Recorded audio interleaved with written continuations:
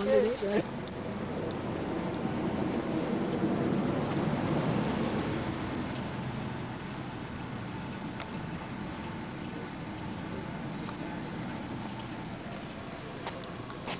I just lit the pilot. Oh, you did? I use a propane pilot, so I didn't need to pre-warm the pilot as I'd have to with gasoline. Right. Now, it's desirable to let that warm up at least 5 minutes, and I've got plenty of time, so I'm going to let it warm up for 10 or more. And that's it right there, where that valve is going straight down? That's the pilot burner. Okay. You just put a match in there for propane. Well, I used one of these lighters, so it's more... Oh, butane lighter? Mm-hmm, yeah. Modern improvement. Otherwise, I'd light it with a propane torch through the peephole. So that's it. Work too. So that's it for a while. So that's it for a while. Yeah. It's desirable to let that warm up. Can you tell me what some of the controls are on the dash and all? Yes. Maybe I'll get on. This is the hand brake. It goes on pushed forward. Mm-hmm. This is an emergency low gear lever. Normally, the car starts and runs in high gear, which is forward. For a very steep hill or a very hard pulling, there's a low gear in the rear axle, which you engage by pulling this backward. I see. This is the forward and reverse lever. Mm-hmm. Reverse is down. Forward is all the way back. And there's a middle position that you can use to make sure the engine doesn't run when it's standing. Mm-hmm. This is the foot brake. This is a hookup lever, pedal. And this is the simpling pedal. It's a compound engine, so sometimes when you start out, you're on dead center, and you push that forward to send steam to both cylinders. Okay. So you can always get going. You only use that momentarily. This cutoff lever is normally back, which means you're on short cutoff or hooked up. Okay. And if the engine runs a little rough at times, you can needs a longer cutoff. You just push this forward as much as you need to and hold it there, and then release it. You don't normally use that very often. This is the main burner fuel valve. That's a hand water pump there. Mm-hmm. Pump it up and down. In case the car's standing empty, the boiler's empty, and you don't have a hose handy to fill the boiler, you can unscrew a little valve at the bottom by turning the handle, and then you pump up and down. It takes about 180 strokes to fill an empty boiler. Well, Usually we don't do that when we stop at night. If we close all the valves, the blow-off valves, the boiler will siphon full, so we have a full boiler in the morning. Mm-hmm. This is the steam pressure gauge. This is the burner vaporizer pressure gauge. It tells when the burner's on. This on the floor is a pyrometer. there's the pyrometer. This indicates steam temperature, which is very important on these cars. Try to maintain around 730 degrees Fahrenheit. I'll get on the other side. Okay.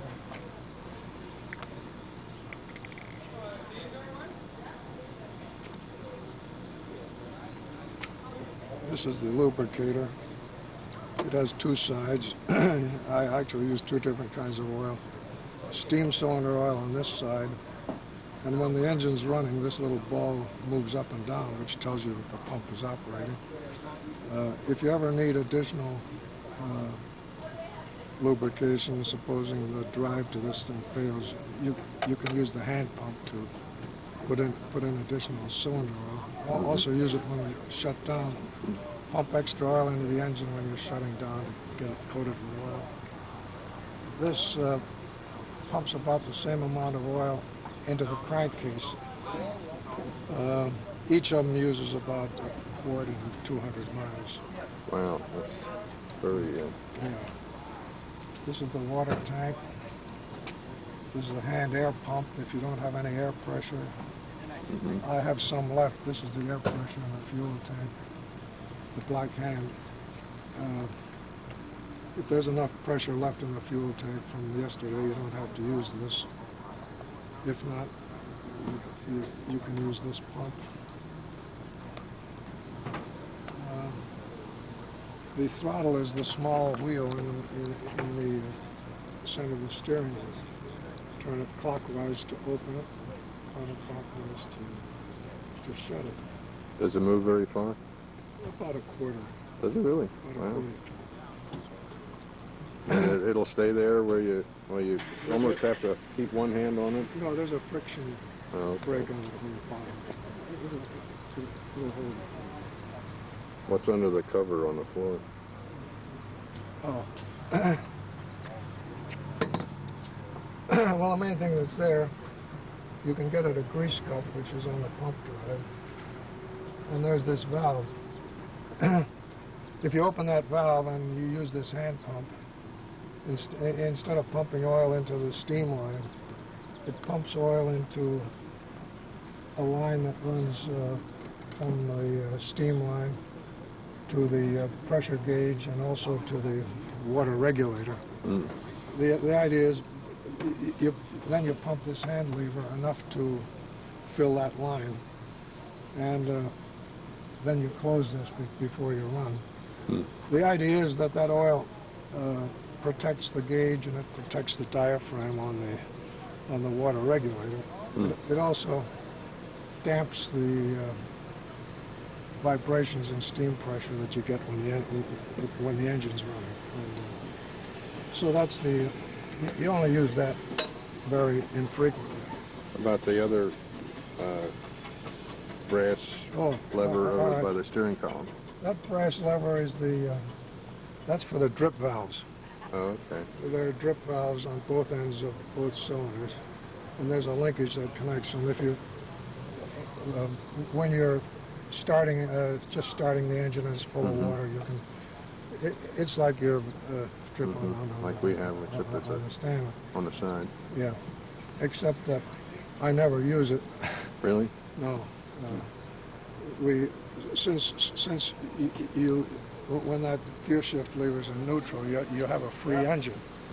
We just rock the engine back and forth to work the water out, which the old-time experts told me is more desirable than using the drip valve because you don't blow the oil up from out of the valves.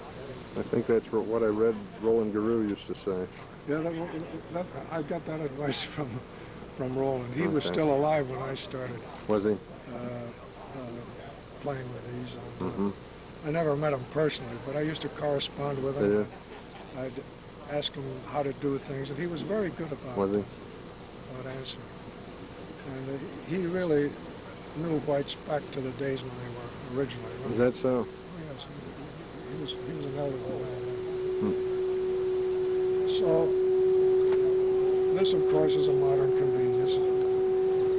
Yeah.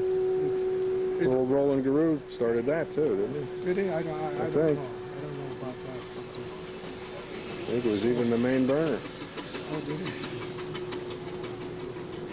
Well, that's it about now.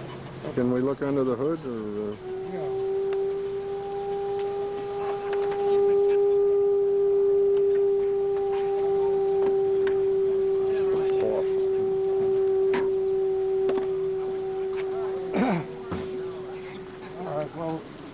These are the pumps. This assembly here, that's the water, the boiler feed pump.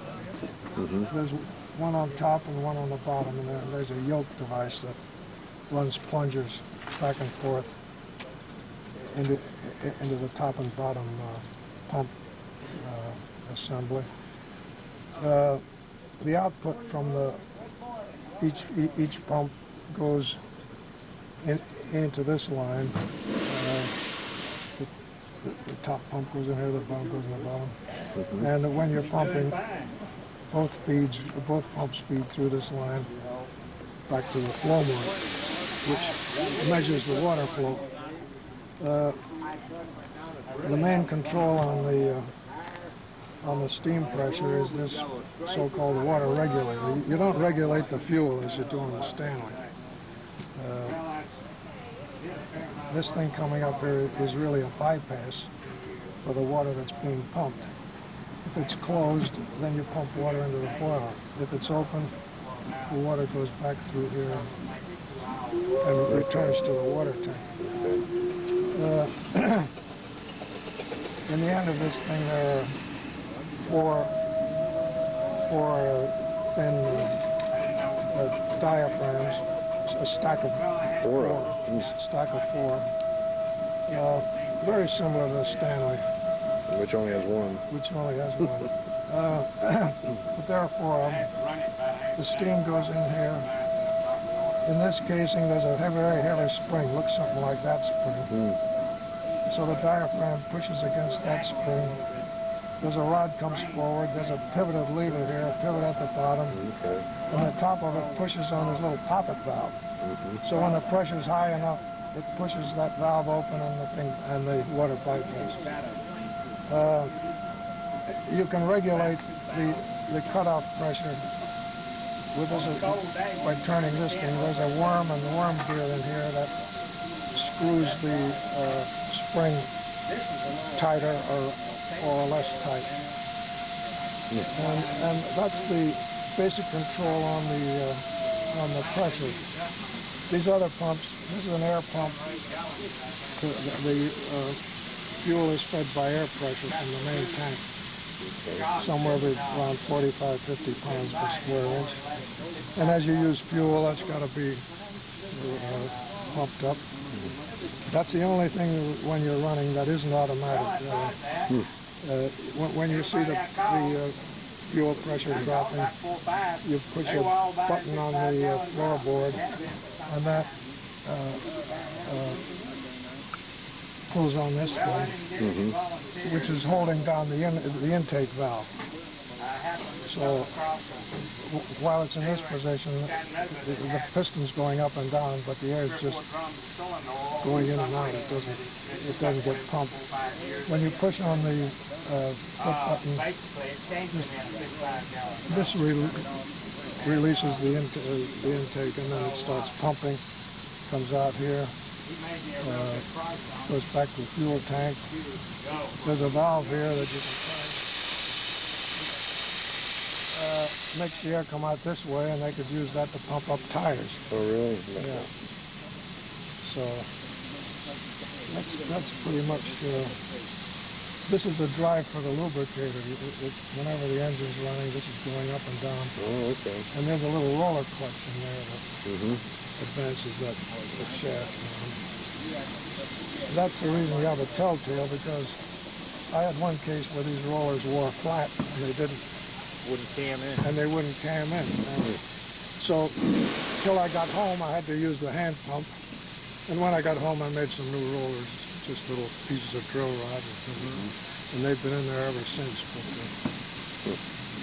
So that's, there's one more important thing here. You may wonder what this is. That's a water cushion. There's a piston in here, and when the engine's running, whenever you're not bypassing, when you're pumping against pressure, you'll see this thing rise about 1/2 to 3/4 of an inch. Does the piston have rings on it, or is it just a good fit? No, it's or a packing. It's got a groove in it, and there's a packing in it. Okay. It's sort of made in two pieces, so the pressure pushes the packing out. But it's a thin braided packing. And it seems to work for quite a while. Good. So now the purpose of this is to take the pulsations out of the pumps. I mean, pumps have a pulsating output. Right. If you watch closely when this is running, you'll see that wiggle up and down a small fraction of an inch. And what it's doing, it's evening out the pulses because the flow motor likes a steady flow. And that's the one other important thing. It's on the other side here. I want to ask about that. And it's got a fan to make it condense better.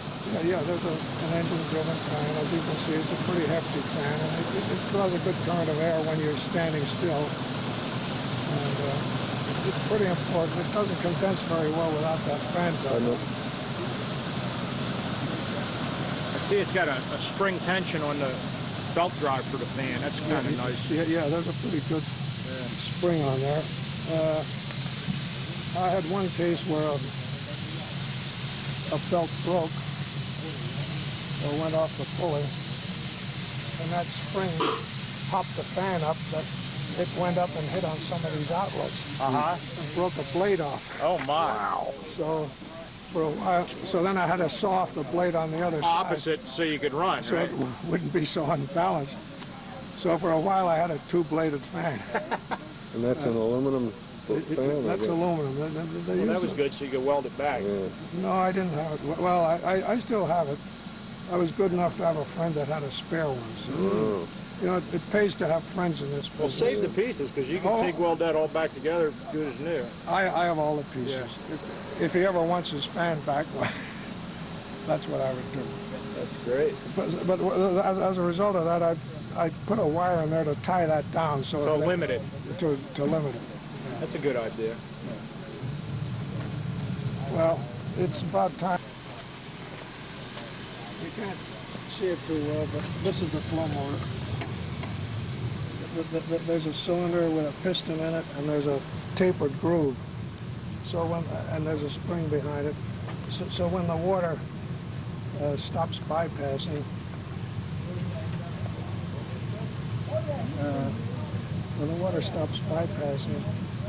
it comes in against the top of that piston and starts to push it down, push it in that direction. Then it immediately comes to a groove which lets water leak past the piston. It's a groove in the wall of the cylinder. And at first that groove is very, very shallow. It's sort of tapered. Right.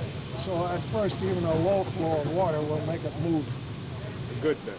a substantial amount. Later on, that groove gets deeper, and then it takes more water to move it. It has a final total throw of 1 inch.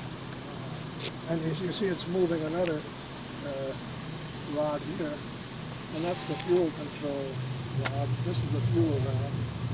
And that also has a tapered flat on it, so that in the first movement it only passes a very small amount of fuel. So it comes on easy. It's gradual. It's supposed to match the flow of water. The more water, the more fuel. And that's the basis of the system. And then there's one more thing. The faster the pumps go, the more water they pump. Well, pretty soon you could pump, running fast, you'd pump more water than the fire could turn into steam at the required pressure. So after 1 inch, there's a bypass valve in the end of the flow motor.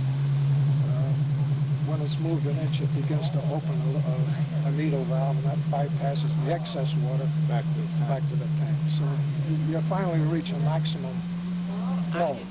It's both a flow measuring and flow limiting and it's pretty clever. It's very simple. All right, well, I'm about ready to start the main burner. I assume the vaporizer is hot. So this is the main nozzle. Has 3 number 54 holes in it. And this is the firing up valve, which works from the pilot fuel tank. So I begin intermittently opening it. You see at first you get a fair amount of dripping there. So I just open it for a moment, close it for a while. And when I see it beginning to dry up, then I leave it open a little longer.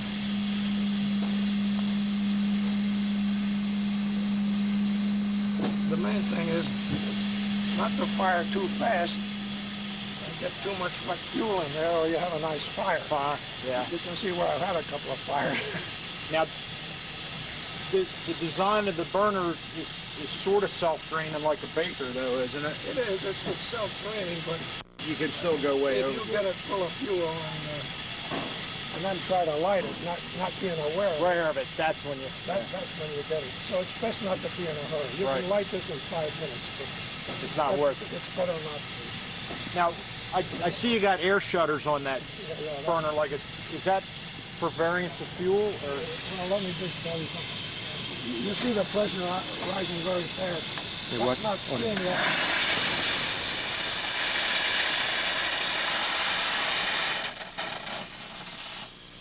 That thing was full of water, and that was just water expanding. So you see, as soon as I let that water out, why? Right, you come right back. But you have to let that water out. Now, you see, I didn't have much air pressure there, but I think there's enough to get it started.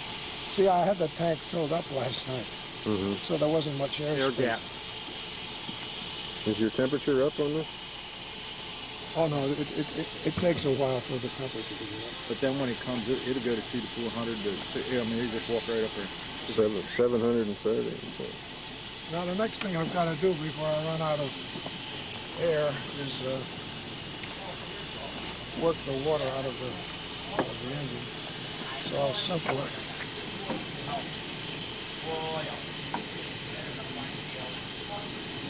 Just move.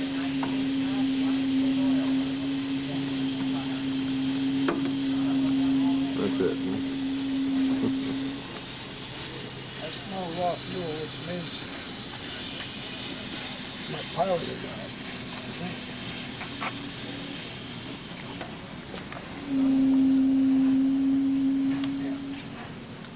Sometimes I get a little stingy. I try to stretch the mileage on the propane, and I turn it a little low.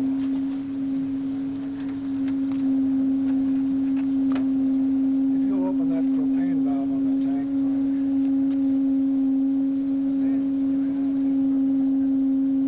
Okay. Showing 30 pounds.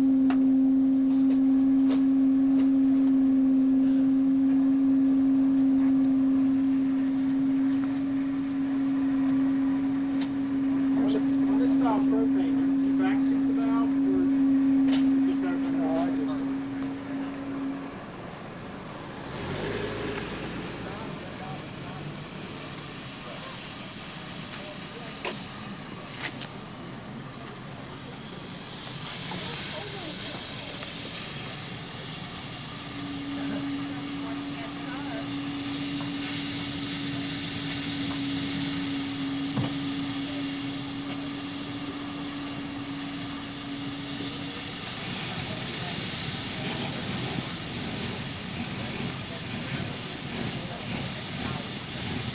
Now, it only comes under control of the main fuel valve when you're pumping water, right? That's right. See what I did there? I had the pilot turn too low. That initial vaporization was just from the residual heat and the vaporizer. But the fire came on and blew out the pilot. Blew out. It wasn't blowing the steam down that blew it out. It was the fire. I could see that pressure. See how high that pressure is? Yeah, watch. See how fast it got up? 500. Well, Well, we've got some pressure to work the water.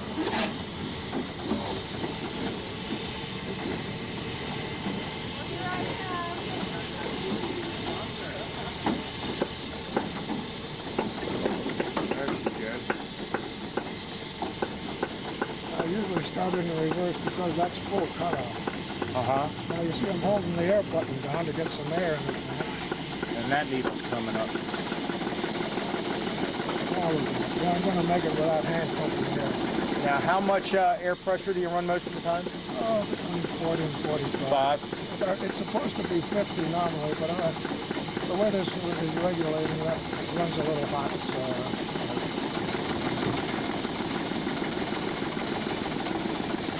The gauges? Trying. Now, if somebody will... Boat's firing up? Close the fire up valve. That. You're set. See now the fuel pressure's going down, that red hand. Right.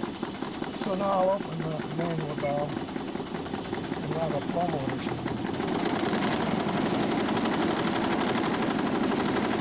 Is that like a pressure retaining valve, that one? No, it's just the main fuel valve. The main. No, it's not coming up because it's above the cutoff pressure. Right. The water regulator has bypassed the water. So I'm not going to get any fire until I get down below 550.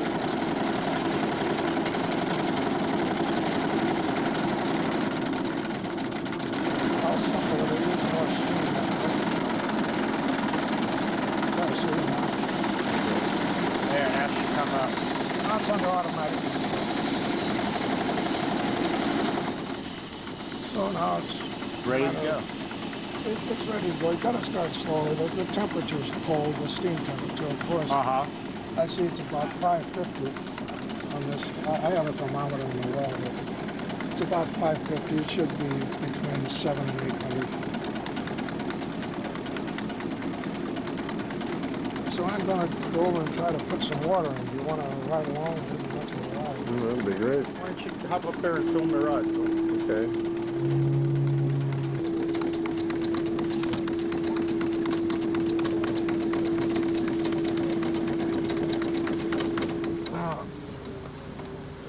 It's in reverse already, so I'll put it into low gear for now. It's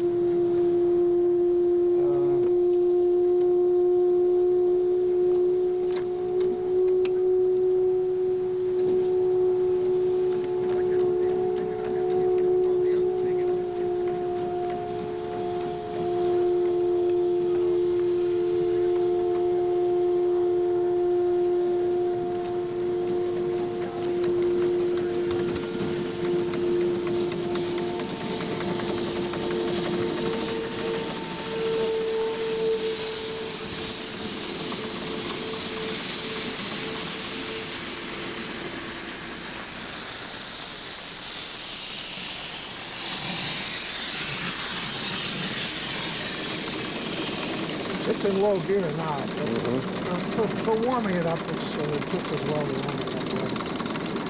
But you can start out in high gear? Oh, yes, you normally do. It'll climb a pretty good grade in high gear. All right.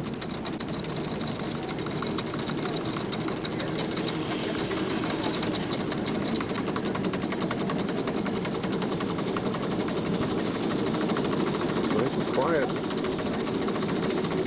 Now, there's a hose here. Yeah, it's funny. He's got one right there. You use water? Yes. Know that. Only on Thursday. Yeah. Yeah, we use it once in a while. Thank you. It's this hatch here, isn't it? Yeah. It's got a sort of a locking handle on it. Yeah, like a quarter turn. Yeah, like a quarter turn. Okay.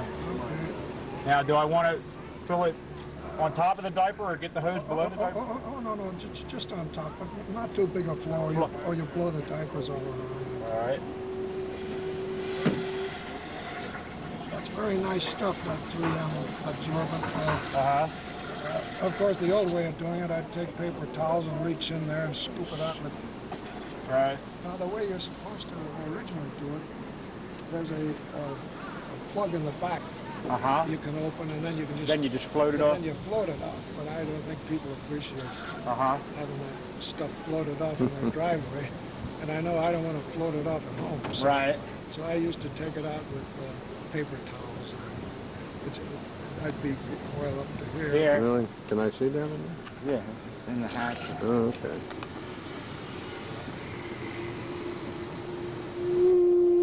How many gallons does this carry? It's nominally 17, but I'd never use more than 10 because with without putting water in, because there's a lot of, after you run a little while, there's a lot of oil floating on the top. And you don't want it And if you let it get too low, it'll get sucked into the line and get back pumped into the boiler, boiler. which is very undesirable. So Right. I don't let it get too low. That's why I carry extra. extra water. With any luck, if the weather isn't too hot and the hills aren't too bad, that's enough water for a full day's work. Really? That's amazing. And what's a comfortable speed in it? Between 30 and 35. I mean, that's comfortable. If I can push it harder, but then it's not condensing everything. So I have to put in water. So, Has the hot weather made a difference with the condensing? yes, it does make a difference. Yes. Hot weather makes a big difference. I owe you a loan. For what? Now, Good, that's for... when you secure this, like at a long stop, And the the other day you said the steam was falling down and you had to build it up. I'm learning. But if the steam falls, it won't come on itself because you've left the valve gear in neutral? Is that... No, Please, sir, take it off the shelf. it won't work automatically unless the engine is running. Right. If I left the engine idle, then it would keep it right up. Right. And I don't usually do that if it's a long stop. If it's not going to be too long, I'll let the pilot stay with it. If it's going to be real long, I just Turn off the everything pilot off. and everything. And then when I get, but anyway, if it's that's fine. That's enough? Well, you can That's get got a it. couple inches in there yet. Yeah, you can get it more. Let's say it's just a lunch stop. If my throttle were perfectly tight and everything, and I left the pilot on, there's enough heat there, it won't drop very fast. It might drop to, say, 200 or something like that. And then I can get in and there's enough steam to start the engine going and build things up. But That's enough? Okay. but if it's of any duration, even with a pilot on, I may come back and it's at zero, and there's not enough to run the engine. It only takes a few pounds. In a case like that, you have to go back far enough to get it. I might have turned it a half turn. No, go back 3 or 4 turns. See, there's a spring there. Oh, okay. I see what it's doing. It's working Just against take it back plenty and then I got the hose.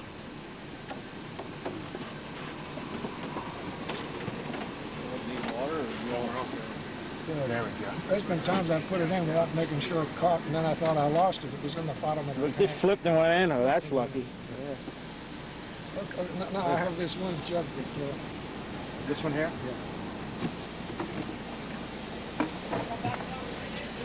Would somebody steal your gasoline, they'd be in for a surprise. Yeah, it would be. You get the hose away, though. No, I didn't give it away. I just dropped it. Yeah.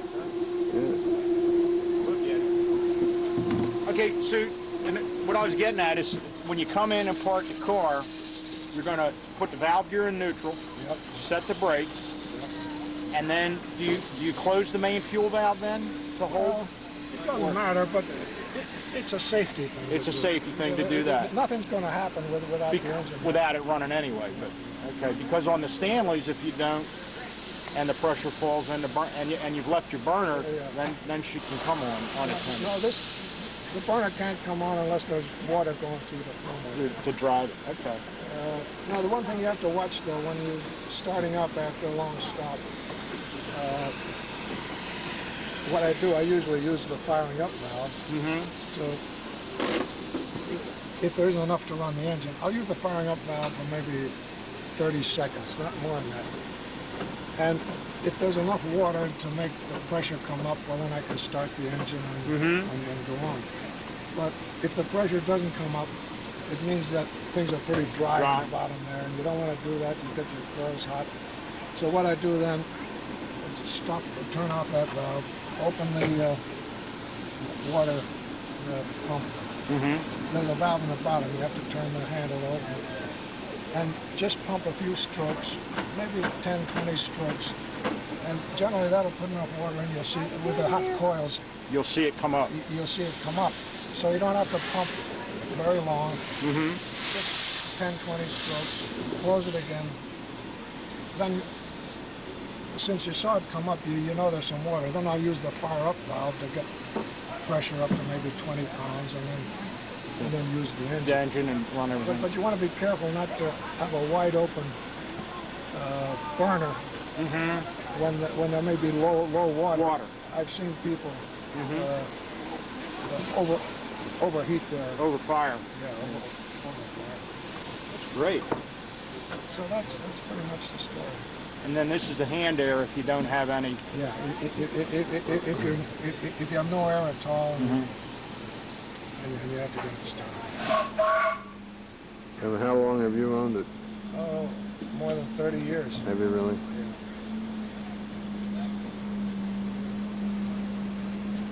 May I? Are you still wanting I'll Actually, this car was not a Ford car as it left the Ford factory. This is just a collection of parts put together by members of the Model T, Model T Ford Club. You won't believe how we put it together. We took an engine block, bushel basket of pistons. We put a piston in the hole, shake it around so we found one that Can you bring it out? right. And we go to the next hole and start over again. One, go. Motor the first part to go in the car. Take your time. Even to say that. Set down in the right place the first time. Down the front. We gotta go easy. Gotta go down over 3 or 4 holes at the same time. I'll just ask that question, how much is the motor weigh? We put it on the scale one time when we did have practice in the early days. The motor weighs 365 pounds by scale. Notice the use of the jack stands of the teeter totter. We also have the right men on the back of the counterweight. You always said that, Bob. In earlier days, we had one man that did that job, and he was capable.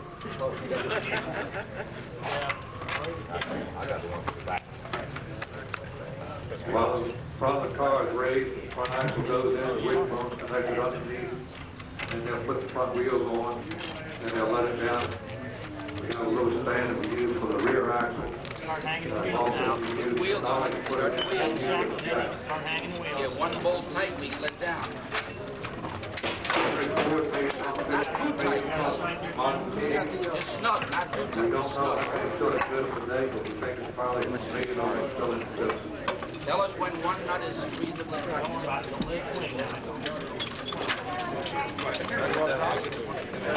Over the years, this car has been featured in car shows That such tight on as the right wheel?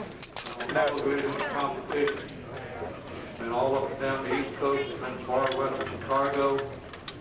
Been on television, several television special shows, hot rod shows, Coming down. quite representative in this type of demonstration. We're coming up on 2 months.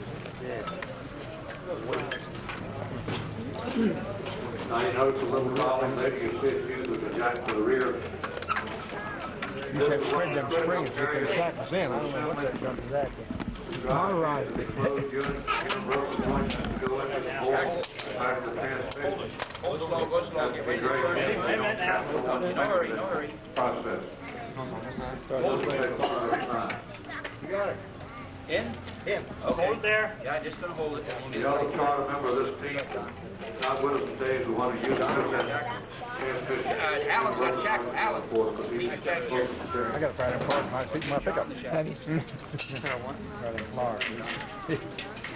was not a car that left the Ford factory. There's several parts donated by members of the club.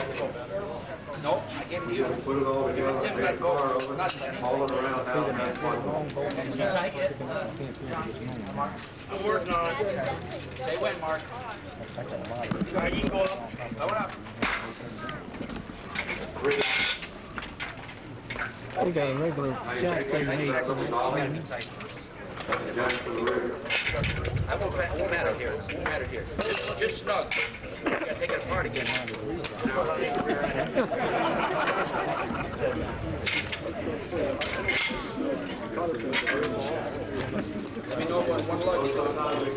can just add to the show and make it a little longer. Do the thing too quick, rush. Water comes out good and running. Look how small it is. Do it too quick. Big piston. Short. Not too big, no. Are you, John? In the early days of the car, we run it without a body, like you see it just with the rails, the gas tank, steering column, firewall. 6 men. 6 minutes. We went to a national competition in Detroit, Michigan, 1959. Put the car together, 3 minutes, 24 seconds.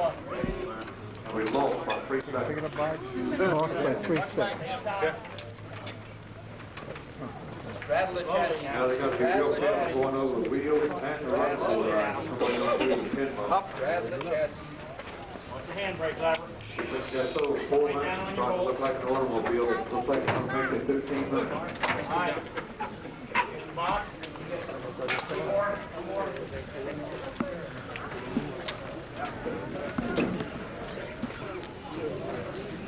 Steering is another critical area. Precision drive on the automobile. We have to get it adjusted right. It goes into 3 places simultaneously at the same time. Takes a little doing to get it right. Timmy, not underneath the They frame. regard when the car, like the this one has, 3 points do not always line up. See, you got poultry man putting the seats and all in. And jack the back wheel yet. Maybe they'll try to take off with the jack up. Watch that back part. Hydrants are all right, snakes, no. Yeah, right. Here we have this is the only complete automobile and the circuit being on there. That's a real old one. Like this. That's a real Most old of one. them just run what's called a rail, which is bare frame, gas tank, and firewall. Early, guess we'll leave that at, we'll get it a little bit later. How about that engine? Just a little bit. I looked for that key to pull like that. It was really loose, but I guess it didn't. Dangerous to put that back on the road today in this wild time. Oh, guess what, guys? Many, many jokes were made for the Model T. It was a universal car. Everyone knew the Model T. Model T Ford. People know Slide about on it. it.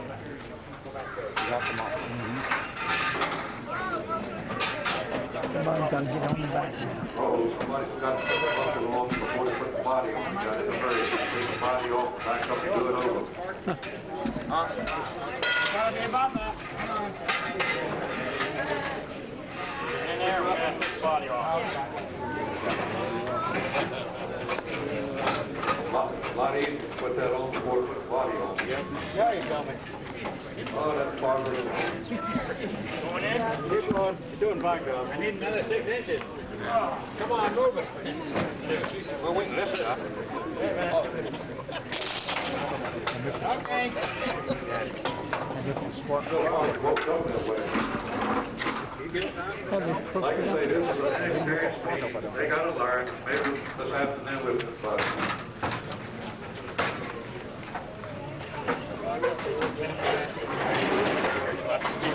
Yeah. Last time I drove this car, his steering fell apart. One of the guys who has this plan. He's going to check the steering. Last time he drove it, Now the running board is off. We go on the right side. On the left side, we have to wait till all the steering's in. Put it together. Yeah, don't get that time pressure. Now get it started.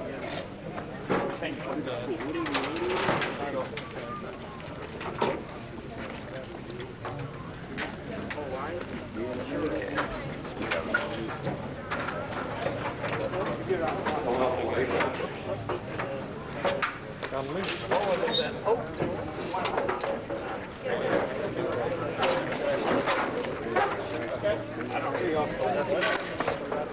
Well, we get ready to start the car up. We pull in, people in front of the car, open up the crowd. Not one of them yet. Don't want to just see it first. We'll get ready to start up, we go ahead, we open up See a little this pin door, sticking up? See a hole? See the hole right there? Yeah, then like, I seen the bulb in there, but it looked like the glass was off. But it was so clear, I guess. you got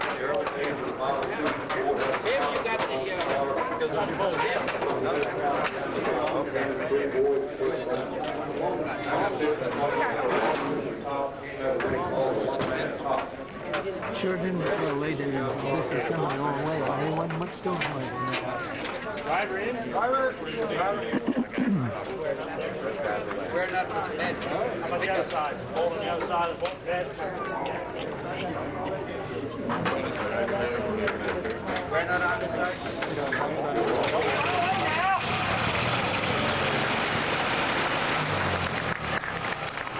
Jack, that wheel. They got her in tune, Hagley. You only pulled up on one time.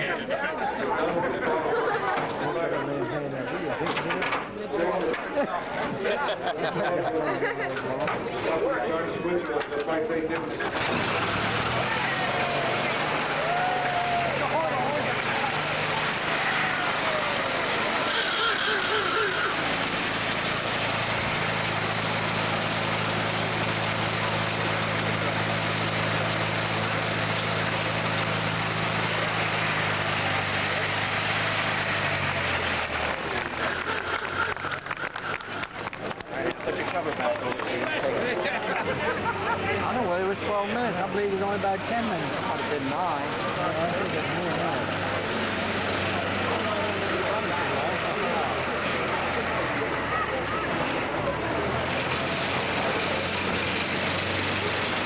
I don't think I want to go to Baltimore.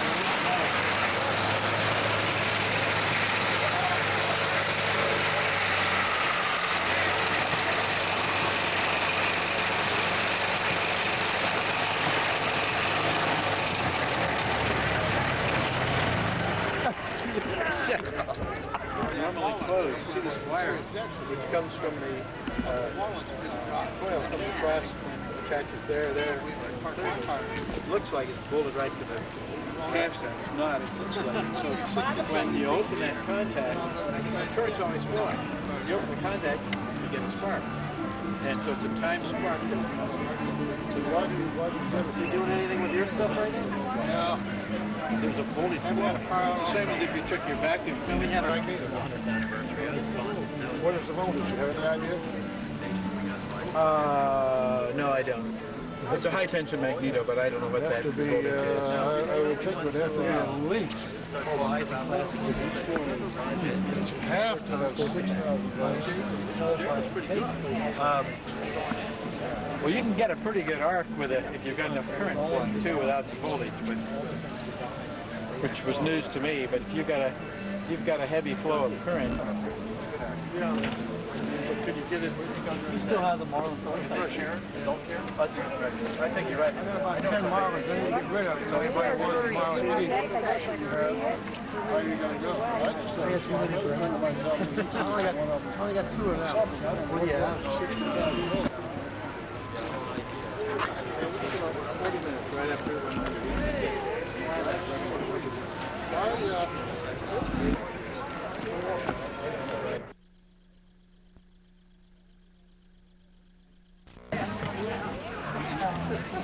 He's up. All right, guys. They just hollered 3 hot dogs up in the hill, but nobody paid any attention. Yeah. See, you got us out of the way. I better get a picture, huh?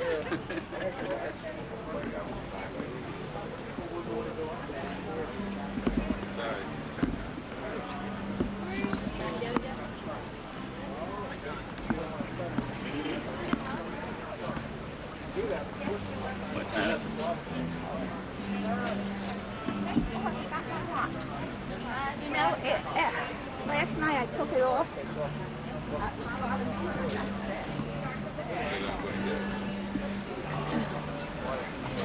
It's 96, huh? I think that's what he said. I think he said that.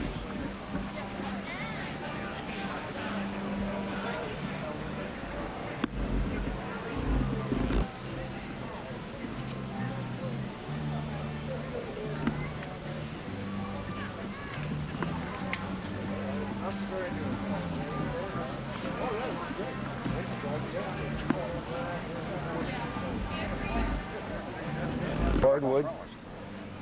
on a hill. I like the barn hinge gas pedal though. That's most unique. Down a hill. I don't know. Take brakes on it? Mm-hmm. What is that? I don't know. I asked a couple guys. Nobody seems to know what it is. Steel. All right, can't complain. Oh yeah, I live in Newark. No, I don't see you around. Well, you're retired, yeah, I'm fine. That? Yeah, it's because oil. That's to keep it. Where? Yeah, well, no, I put oil on that just to make sure it runs well. No, that's not. This was built for speed, not for all terrain. It has no carburetor, other than it has a floating wick. It has a floating wick in there, and air comes in through this barrel valve, goes into the engine, and off it goes. Has a battery bounce, a spark coil, and of course your braking condition. What does this do? It regulates the amount of air that comes through this valve right here. It goes into the gas tank. It lets the fumes go out.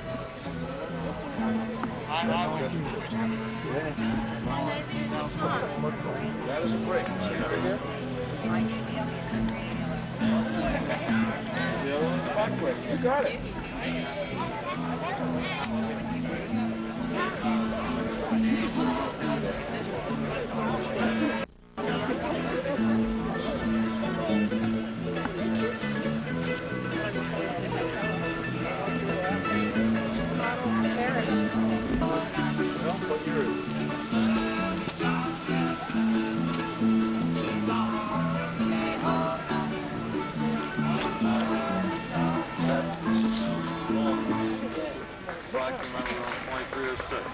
What year is that? Anybody have an idea?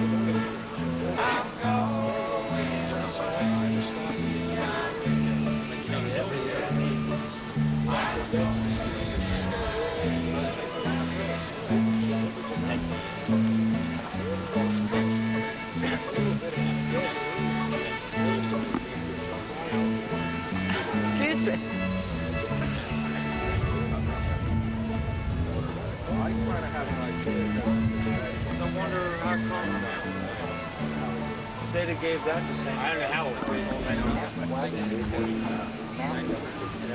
Mountain wagon, Mom. It's a mountain wagon. What? That red buffalo. Oh, is it? Yeah, from the front here, so Stanley Mountain Wagon.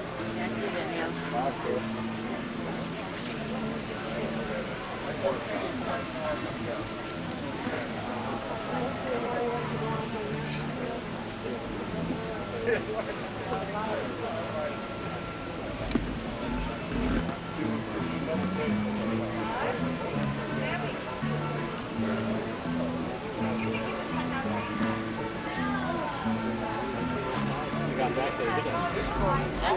Oh, yeah, we just came back. Stuff like here going by. Yeah, John, but they can squeeze 4 people in the back here. Little people. Yeah, that means 4 pushers, okay? Yeah, that's right. That means 4 people that can... We can only have 2 in the back. I had 3 of them. Go wet for that saddle. Girl, boy. Strap. This is just big. They kept the house there. How's it going, Randy? All right? I will, big deal.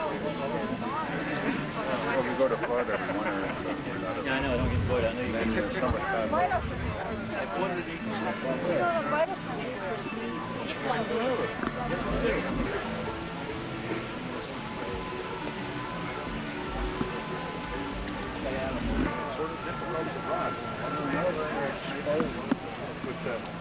That's who we're out on.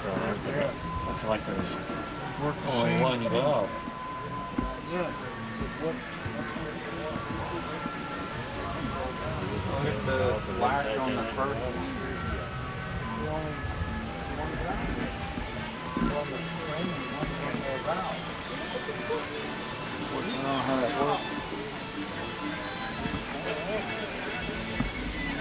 What's this leaf wire there?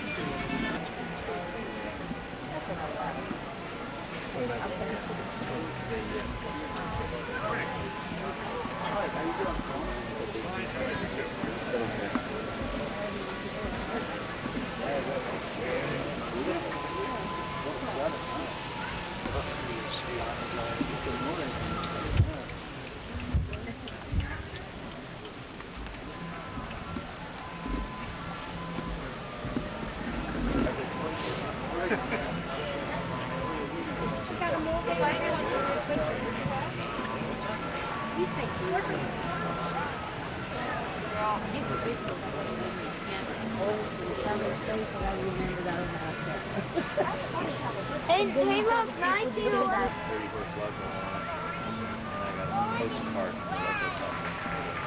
Wow, that sounds interesting. The little toy Tana one there, no front door model. Great. That's what I'm doing.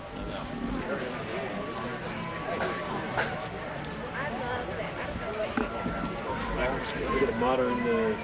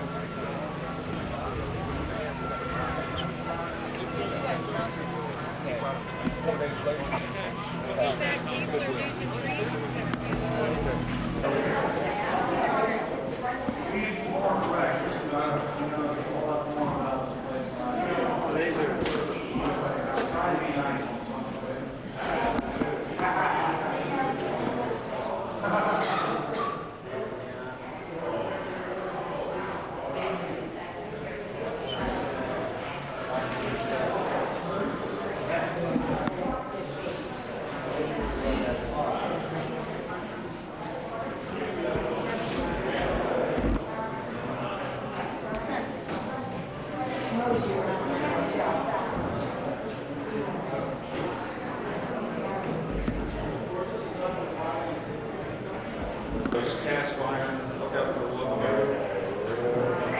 And the interesting thing is it came from the line of the railroad person down there. And high school people laying ladies around going to get out of it. I told her I could there's a small section of one of the ends of one of the crosswalks that broke off. I haven't know a lot of them. So what?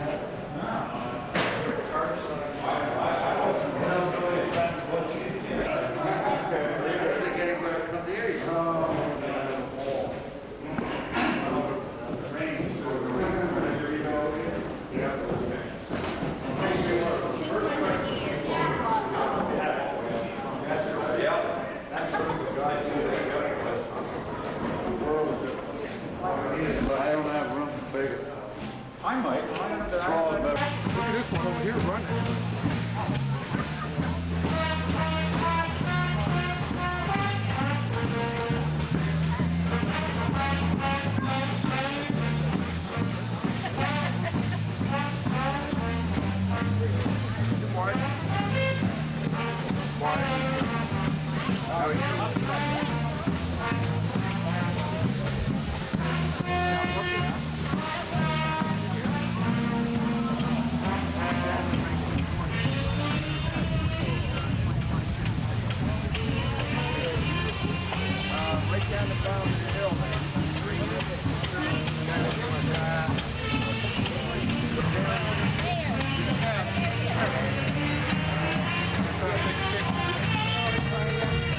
It was up there.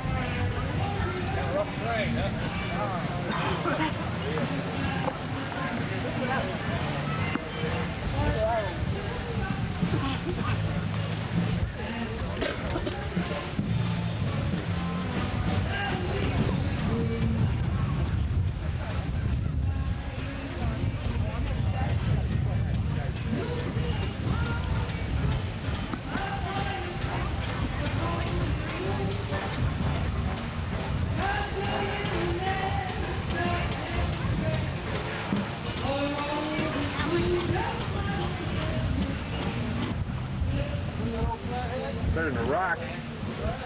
No, we've moved up to a body here from the rocks.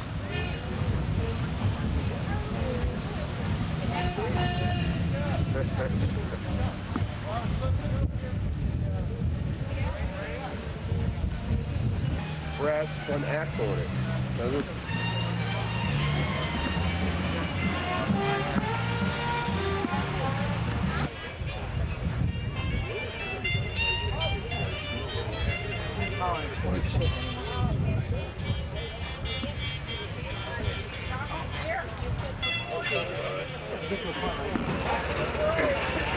That's the way I like it.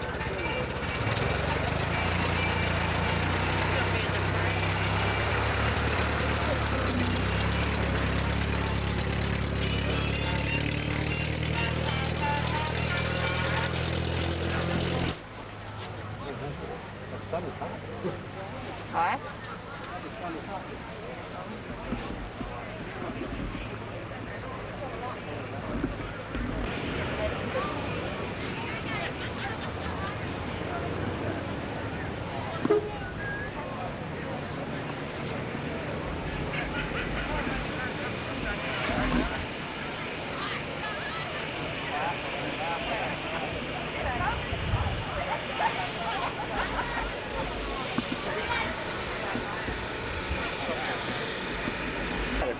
buy it?